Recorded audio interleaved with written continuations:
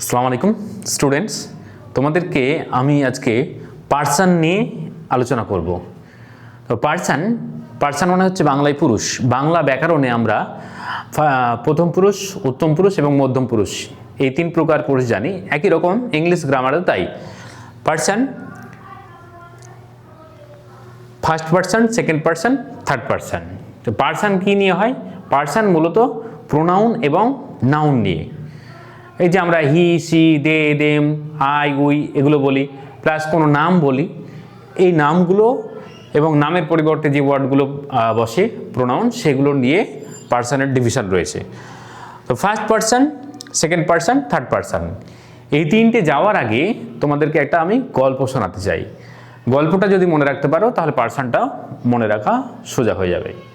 ধরো তুমি এবং তোমার বন্ধু দুজন মিলে তোমরা একটা দোকানে গিয়েছো জামা কাপড় কিনবে বলে।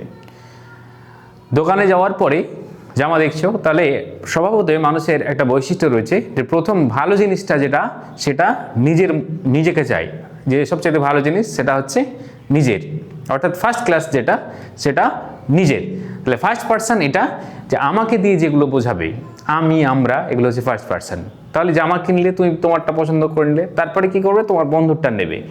তাহলে তুমি দিয়ে যেগুলো হবে সেগুলো হবে সেকেন্ড পার্সন। এই আমি আর তুমি একটু যদি বুঝতে পারো তাহলে থার্ড পার্সনটা বোঝা সোজা। কি হলো? তুমি জামা কাপড় কিনলে এবং তোমার বন্ধুর হয়ে গেল। বাকি দোকানে অনেক জামা কাপড় রয়েছে, তাহলে পৃথিবীর যে কোনো মানুষ সেখানে গিয়ে জামা কাপড় নিতে পারে। তাহলে বাকি যেগুলো পড়ে থাকলো সেটা হচ্ছে থার্ড পার্সন। ব্যাস, এটাই হচ্ছে পার্সন। ফার্স্ট পার্সন আমাকে দিয়ে যেগুলো বোঝাবে, আমি, আমার। সেকেন্ড পার্সন তুমি, তোমার। বাকি সব কিছু হচ্ছে থার্ড পার্সন। যেমন ইংলিশে লিখি আই মানে আমি, উই মানে আমরা। এভাবে আমি, আমরা এগুলো হচ্ছে ফার্স্ট পার্সন। এবার সেকেন্ড পার্সন কি? ইউ,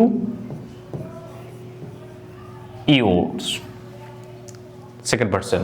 থার্ড পার্সন আমি বলেছি যে উদাহরণটা মনে রাখবে, যে দোকানে যা কিছু রয়েছে যে কেউ নিতে পারে, যে কোনো নাম বা হি, সি, দে এগুলো সবগুলো হচ্ছে থার্ড পার্সন। হি, সি, দে, ইট বা কোনো নাম তুমি যদি নিতে পারো তাহলে সেটা হবে থার্ড পার্সন। এই হচ্ছে person. First person, second person, third person. First